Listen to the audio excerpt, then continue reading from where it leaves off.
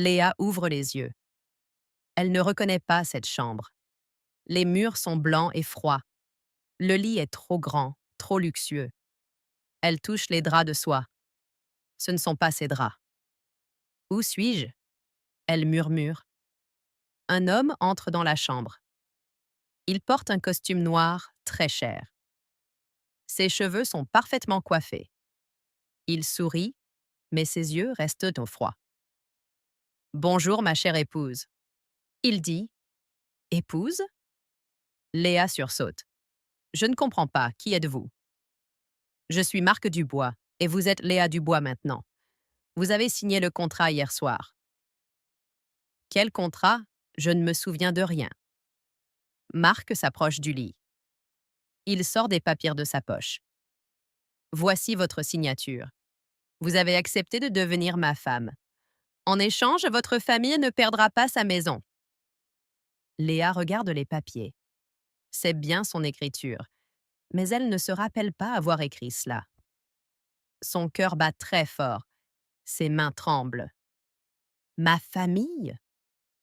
Qu'est-ce que vous savez de ma famille? Votre mère a tout arrangé. Elle pensait que c'était la meilleure solution. Maman a fait quoi? Léa se lève rapidement. Sa tête tourne. Elle s'assoit sur le bord du lit. Marc lui tend un verre d'eau. Buvez. Vous devez être fatigué. Léa refuse le verre. Je veux rentrer chez moi maintenant. Bien sûr. Nous allons voir votre mère ensemble. Elle vous expliquera tout. Le voyage en voiture dure 2 heures. Léa regarde par la fenêtre sans parler. Elle essaie de comprendre. Hier, elle était chez sa mère dans leur petit village. Elle cherchait du travail. Elle s'inquiétait pour son petit frère Thomas qui était malade. Maintenant, elle porte une robe qu'elle ne reconnaît pas. Un anneau brille à son doigt. Elle ne se souvient pas l'avoir mis. La voiture s'arrête devant la maison de sa mère. C'est une petite maison avec un jardin. Léa court vers la porte. « Maman !» elle crie. Sa mère sort de la maison. Elle a l'air fatiguée, mais elle sourit. « Léa, ma chérie, comment vas-tu? »« Maman, qu'est-ce que tu as fait? Cet homme dit que je suis sa femme. » Sa mère baisse les yeux. « Entre, nous devons parler. » Dans la cuisine, sa mère prépare du café. Ses mains tremblent aussi. Thomas est assis à table. Il a 8 ans et il est très pâle. Il prend des médicaments tous les jours. « Maman, explique-moi, » Léa demande. Nous devions de l'argent à la banque. Beaucoup d'argent. Il voulait pas de prendre la maison. Thomas a besoin de ses médicaments. Je ne savais pas quoi faire. Marc reste près de la porte. Il écoute tout. Et alors? Léa attend la réponse. Monsieur Dubois a une proposition. Il cherche une épouse. Une femme bien éduquée, d'une bonne famille. En échange, il paie toutes nos dettes. Thomas peut continuer ses traitements. Mais maman, tu ne peux pas décider pour moi. Léa, tu as 25 ans. Tu ne trouves pas de travail. Nous avons payé tes études d'architecture, mais tu ne gagnes pas d'argent. Cette famille t'a tout donné. Les mots font mal à Léa. Elle regarde son petit frère. Il la regarde avec ses grands yeux tristes. « Tu vas nous laisser dans la rue? » demande sa mère. « Thomas va mourir sans ses médicaments. » Léa sent les larmes arriver. Elle ne peut pas respirer. « Je veux réfléchir, » elle dit. Il n'y a pas de temps. Marc intervient. Le contrat est signé. Nous devons rentrer à Paris ce soir. Paris? Léa répète. Oui, c'est là que nous vivons maintenant. J'ai un appartement dans le 16e arrondissement. Léa regarde sa mère, puis Thomas, puis Marc. Elle se sent prise au piège. Comment peut-elle dire non? Comment peut-elle laisser sa famille perdre leur maison? D'accord, elle murmure, mais je veux comprendre toutes les règles. Marc sourit. Bien sûr, nous avons tout le temps pour discuter. Sa mère s'approche et l'embrasse. Tu fais le bon choix, ma chérie. Tu vas voir, tout va bien se passer. Mais dans les yeux de Marc, Léa voit quelque chose qui lui fait peur. Ce n'est pas de l'amour. Ce n'est pas même de la gentillesse. C'est du contrôle. L'appartement de Marc est immense. Léa compte 6 chambres, 4 salles de bain et un salon plus grand que toute sa maison familiale. Tout est blanc et noir. Tout est parfait. Trop parfait. Voici votre chambre, Marc dit. Il ouvre une porte. Et voici la mienne. Il montre la chambre à côté. Les deux portes sont très proches. Nous dormons séparément? Léa demande. Pour l'instant, oui. Mais nous devons paraître mariés devant les autres. Marc sort des papiers de son bureau. Voici le contrat que vous avez signé. Lisez-le maintenant. Léa prend les papiers. Ses mains tremblent encore. Elle lit en silence. Chaque ligne la rend plus mal à l'aise. Je dois demander la permission pour sortir. Elle lit à voix haute. C'est pour votre sécurité. Paris peut être dangereux. Je ne peux pas porter mes propres vêtements. J'ai acheté une nouvelle garde-robe pour vous, plus appropriée pour notre statut social. Léa continue à lire. Je ne peux pas parler à mes anciens amis? Vous avez une nouvelle vie maintenant. Les anciens amis ne comprennent pas notre situation. Et je dois vous accompagner à tous vos événements professionnels. Bien sûr, vous êtes ma femme. Léa pose les papiers. Ces règles sont impossibles. Je ne suis pas votre prisonnière. Marc s'assoit en face d'elle. Son visage devient sérieux. Léa, regardez-moi. Votre famille a des dettes de 200 000 euros. Votre petit frère a besoin de traitements qui coûtent de 3 000 euros par mois. Sans moi, que devient votre famille? Léa ferme les yeux. Elle pense à Thomas, à sa mère qui travaille 2 emplois, à leur petite maison qui risque d'être vendue. D'accord, elle murmure. Mais je veux appeler ma mère tous les jours. 1 fois par semaine. Le dimanche. 2 fois par semaine. Marc réfléchit. D'accord. Le mercredi et le dimanche. 15 minutes maximum. Le premier mois passe lentement. Léa apprend les routines de Marc. Il se lève à 6 heures. Il boit son café en lisant les nouvelles financières. Il part au bureau à 8 heures précises. Léa reste seule dans l'appartement. Elle ne peut pas sortir sans permission.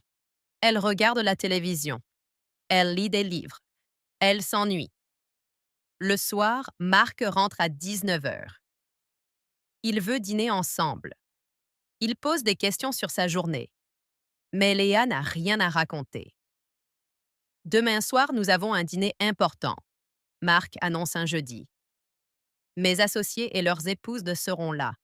Vous devez faire bonne impression. Qu'est-ce que je dois dire? Souriez. Soyez poli. Parlez seulement si on vous pose une question directe. Le vendredi soir, Léa met la robe que Marc a choisie. Elle est teinte noire et très élégante, mais elle ne se sent pas à l'aise dedans. Le restaurant est dans le quartier des affaires. Tout coûte très cher. Les autres femmes portent des bijoux qui brillent sous les lumières. Voici ma femme, Léa. Marc présente. Enchantée, dit Madame Rousseau, la femme du directeur. D'où venez-vous? Du sud de la France, un petit village près de Montpellier. Madame Rousseau sourit, mais son sourire n'est pas sincère. Ah, la campagne, comme c'est rustique. Et qu'est-ce que vous faisiez avant votre mariage? Demande une autre femme. J'ai étudié l'architecture. Je cherchais du travail. L'architecture? Madame Rousseau rit. Comme c'est ambitieux pour une fille de la campagne. Léa sent son visage devenir rouge. Elle regarde Marc, mais il parle avec les hommes. Il ne l'écoute pas. Et votre accent? Continue Madame Rousseau. Il est si provincial. Marc ne vous a pas envoyé chez un professeur de diction? Les autres femmes rient doucement. Léa veut partir. Elle veut rentrer chez sa mère. Elle veut pleurer. Excusez-moi, elle dit. Elle se lève et va aux toilettes. Dans les toilettes, elle regarde son reflet. Elle ne se reconnaît pas. Cette robe, ces chaussures, ce maquillage, ce n'est pas elle. Elle entend les femmes parler dans le couloir. Marc a vraiment épousé cette paysanne? Apparemment, c'était un arrangement financier. Sa famille avait des dettes. Pauvre homme. Il mérite mieux qu'une femme sans classe. Léa reste dans les toilettes jusqu'à ce que les voix disparaissent.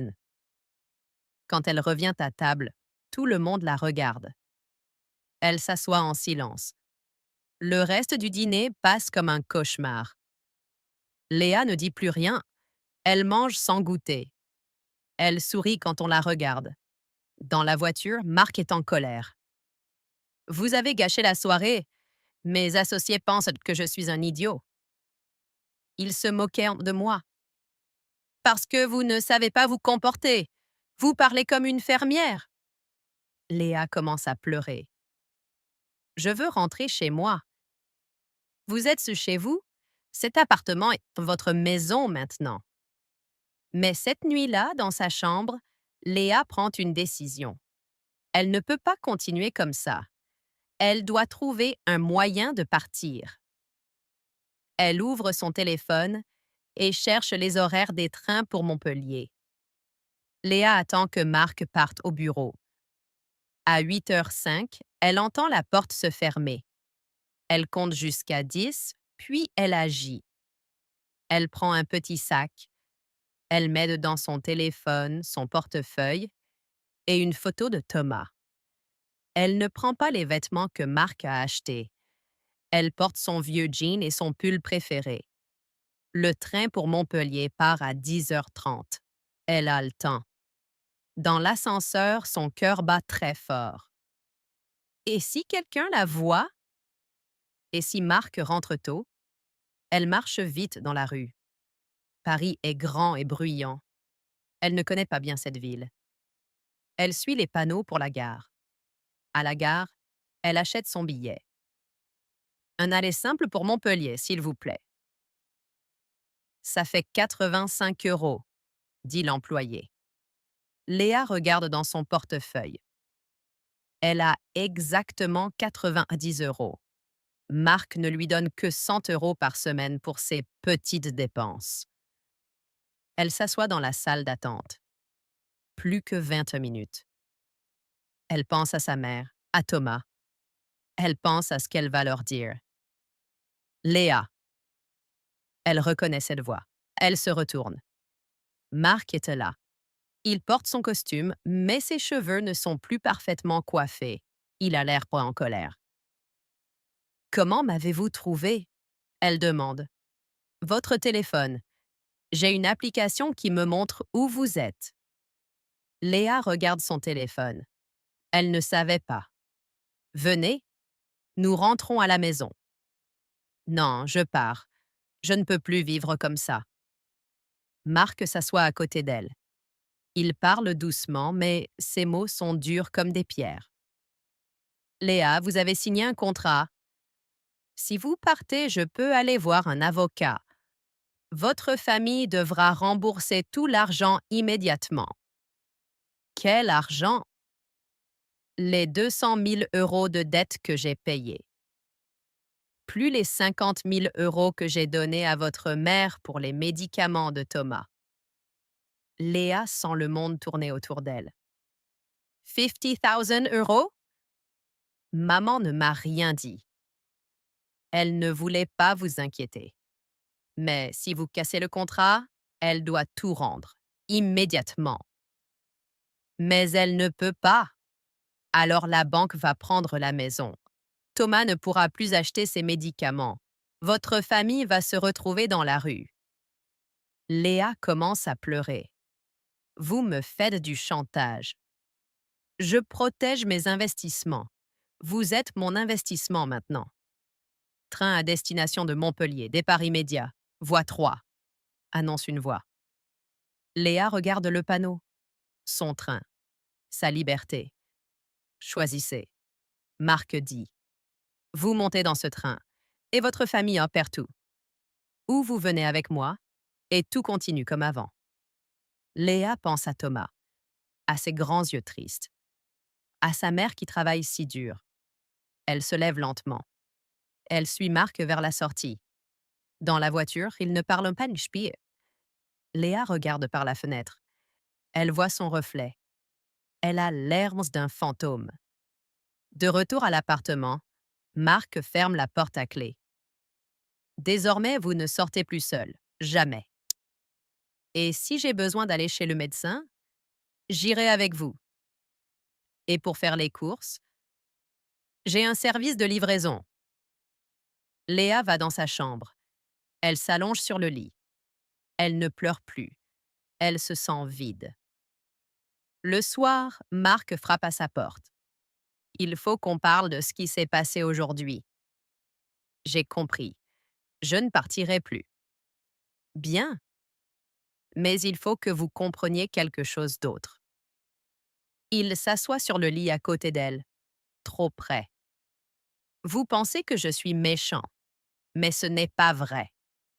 J'essaie de vous aider. Vous étiez une femme sans avenir. Maintenant, vous avez tout. Je n'ai rien choisi. Parfois, les femmes ne savent pas ce qui est bon pour elles. Votre mère le comprend. Elle veut votre bonheur. Marc pose sa main sur son bras. Léa se raidit. Vous allez vous habituer. Dans quelques mois, vous ne pourrez plus imaginer une autre vie. Il se lève et se dirige vers la porte. Ah, j'ai oublié de vous dire. Demain, nous avons un autre dîner important. Cette fois, nous allons dire que nous nous sommes rencontrés dans une école de commerce. Vous avez étudié le marketing. Mais ce n'est pas vrai. Maintenant, ça l'est. Vous devez apprendre votre nouvelle histoire.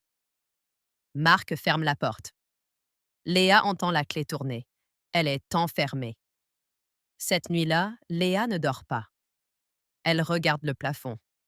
Elle pense à sa vraie vie, celle d'avant. Elle pense à ses rêves d'architecte. Elle pense à la femme qu'elle voulait devenir. Mais maintenant, cette femme semble très loin. Au matin, elle prend une décision terrible. Elle ne va plus lutter. Elle va faire semblant. Elle va jouer le rôle que Marc veut. Mais au fond de son cœur, une petite flamme commence à brûler. Une flamme de colère. 3 mois passés, Léa joue son rôle parfaitement. Elle sourit au dîner. Elle porte les robes que Marc choisit. Elle raconte l'histoire du marketing qu'il a inventé. Mais la flamme de colère grandit chaque jour. Un soir, Marc annonce une nouvelle règle. À partir de maintenant, nous allons dormir dans la même chambre.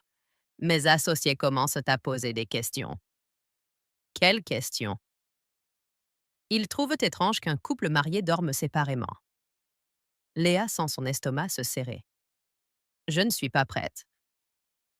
Vous avez eu 3 mois pour vous habituer. C'est suffisant. Non. Marc lève les yeux de son journal. Pardon? J'ai dit non. Je ne dormirai pas dans votre chambre. Marc pose son journal. Il se lève lentement. Léa, vous oubliez votre situation. Je n'oublie rien. Vous voulez une épouse qui fait semblant en public? D'accord, mais ma chambre reste privée. Vous n'avez pas de chambre privée. Vous n'avez rien de privé. Tout appartient à notre mariage. La colère de Léa explose. Notre mariage? Ce n'est pas un mariage, c'est de l'esclavage. Elle se lève et va vers la porte. Où allez-vous? Appelez ma mère. Lui dire la vérité sur ce que vous faites. Marc court vers elle. Il lui prend le téléphone des mains. Vous n'appellerez personne. Rendez-moi mon téléphone. Non. Léa essaie de reprendre son téléphone. Marc le lève au-dessus de sa tête. Vous voulez votre téléphone? Venez le chercher.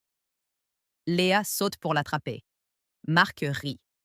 Il trouve ça amusant. Soudain, Léa s'arrête.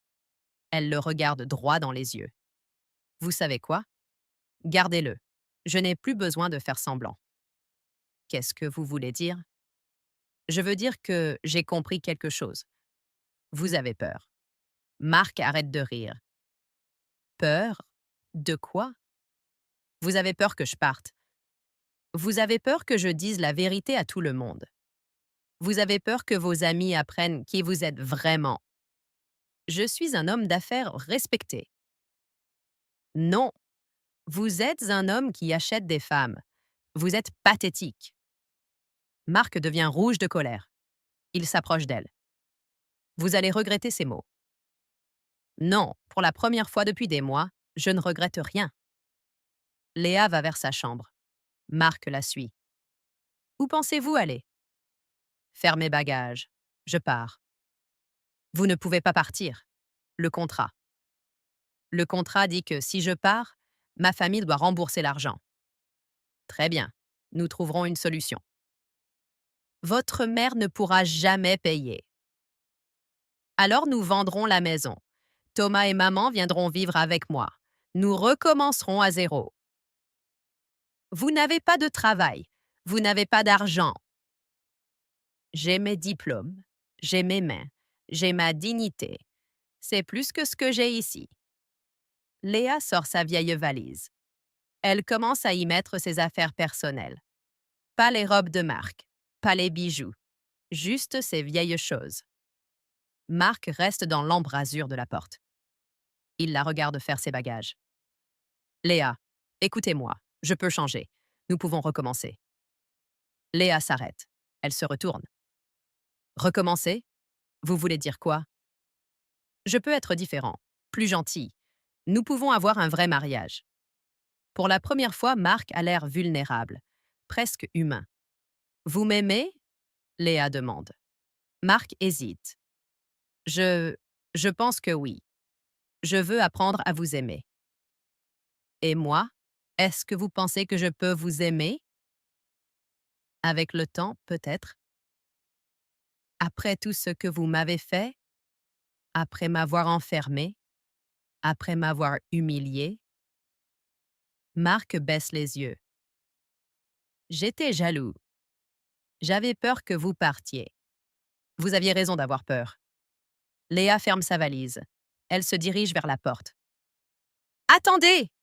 Marc crie. Et si je déchirais le contrat? Et si je disais à votre mère qu'elle ne doit rien rembourser? Léa s'arrête. Son cœur bat fort. Est-ce que c'est possible? Vous feriez ça? Si vous restez, si vous me donnez une vraie chance. Léa regarde Marc. Il a l'air sincère. Ses yeux ne sont plus froids. Il semble presque triste. Elle pense à sa mère, à Thomas, à la maison qu'il pourrait ôter garder. Elle pense aussi à elle-même, à la femme qu'elle était en train de devenir, à la force qu'elle a trouvée. D'accord, elle dit lentement. Une chance, mais avec mes conditions. Quelles conditions? Je garde ma chambre. Je sors quand je veux. Je choisis mes vêtements. Et je cherche du travail. Marc réfléchit. D'accord. Et vous déchirez le contrat maintenant, devant moi. Marc va chercher le contrat. Il le déchire en petits morceaux. Les morceaux tombent par terre comme des confettis. Voilà. Vous êtes libre. Mais cette nuit-là, dans son lit, Léa ne se sent pas libre. Elle se sent piégée d'une nouvelle manière. Marc a été gentil toute la soirée. Il a préparé le dîner. Il a dit « s'il vous plaît » et « merci ». Mais quelque chose ne va pas. Quelque chose dans ses yeux quand il pense qu'elle ne le regarde pas. Léa reste éveillée toute la nuit. Elle écoute les bruits de l'appartement.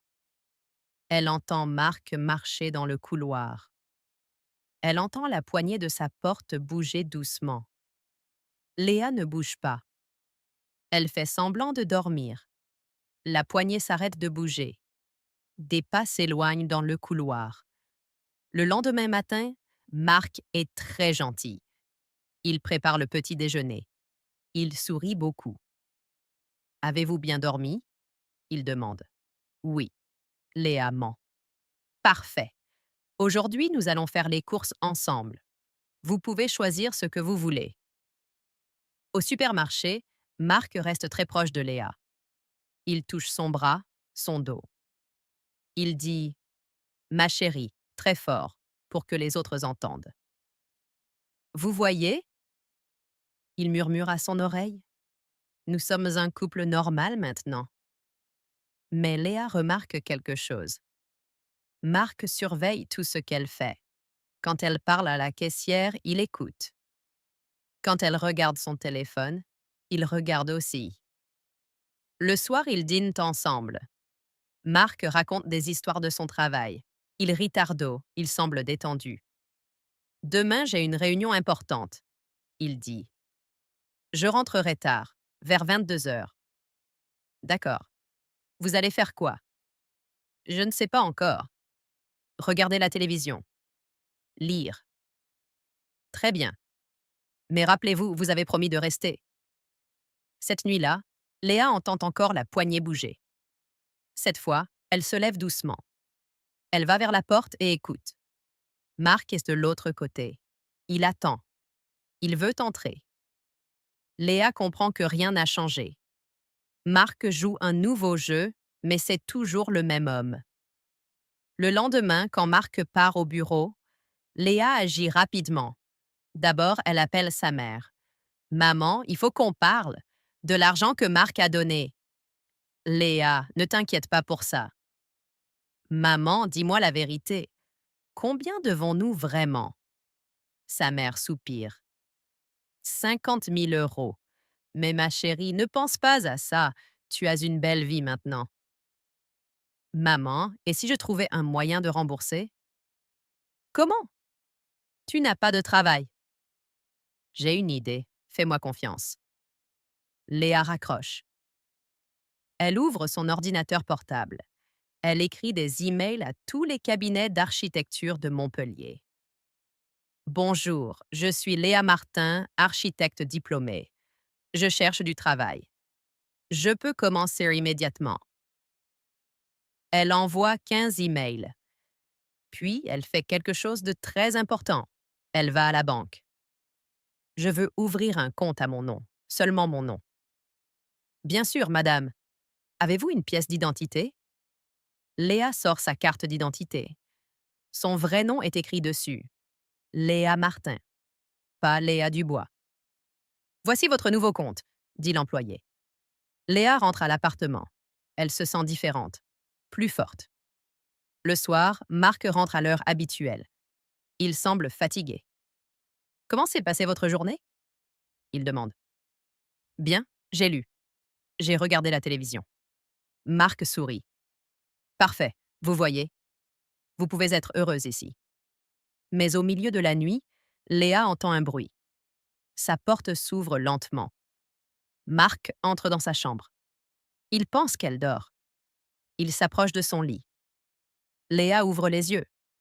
Qu'est-ce que vous faites? Marc sursaute. Je... Je voulais juste vérifier que vous alliez bien. En entrant dans ma chambre à 2 heures du matin? Léa, nous sommes mariés. Il n'y a rien de mal là. Sortez, maintenant. Vous ne pouvez pas me parler comme ça. Sortez. Marc devient rouge. Son masque tombe. Vous pensez que vous êtes libre? Vous ne l'êtes pas. Vous ne le serez jamais. Si, je le suis. Léa se lève. Elle va vers sa commode. Elle sort une enveloppe. Qu'est-ce que c'est? Ma démission de ce faux mariage. Vous ne pouvez pas partir. Votre famille. Ma famille va bien se débrouiller. J'ai trouvé du travail. Impossible! Cabinet d'architecture Roussel à Montpellier. Ils veulent me rencontrer demain. Marc devient fou de rage. Vous mentez! Non, et même si ce travail ne marche pas, j'en trouverai un autre. Et encore un autre. Parce que j'ai quelque chose que vous ne pouvez pas acheter. Quoi? Ma volonté. Léa prend sa valise. Elle l'avait préparée en secret pendant que Marc était au bureau. Vous ne pouvez pas partir à 7 heures. Si, je peux. Le premier train part à 6 heures. J'ai le temps. Marc essaie de lui prendre sa valise. Léa la tient fermement. Léa, je vous en supplie. Restez. Nous pouvons arranger les choses. Léa le regarde dans les yeux. Elle voit un homme faible, désespéré. Non, Marc, nous ne pouvons rien arranger, parce que vous ne savez pas ce que signifie aimer quelqu'un. Je vous aime. Non, vous aimez me contrôler. C'est différent. Léa va vers la porte d'entrée. Si vous partez, vous n'aurez plus rien? J'aurai ma liberté. C'est tout ce dont j'ai besoin. Léa ouvre la porte. L'air frais du matin entre dans l'appartement. Au revoir, Marc. Elle ferme la porte derrière elle. Dans l'ascenseur, elle regarde son reflet. Elle sourit. Pour la première fois depuis des mois, son sourire est vrai. À la gare, elle achète son billet. Un aller simple pour Montpellier. Ça fait 85 €. Léa sort l'argent de son nouveau compte bancaire. Son argent. Son choix. Dans le train, elle appelle sa mère. Maman, je rentre à la maison et j'ai de bonnes nouvelles. Léa, qu'est-ce qui se passe? J'ai trouvé du travail. Nous allons rembourser cette dette ensemble, en famille. Mais Marc appartient au passé. L'avenir nous appartient. Léa regarde par la fenêtre du train. Le soleil se lève sur la campagne française. Elle pense à Thomas qui l'attend, à sa mère qui va comprendre, à la femme qu'elle est redevenue. La petite flamme de colère s'est transformée en lumière d'espoir. Léa est enfin libre. Merci d'avoir regardé. N'oubliez pas d'aimer et de partager cette vidéo. Cliquez dessus pour apprendre un nouveau mot français avec un verbe.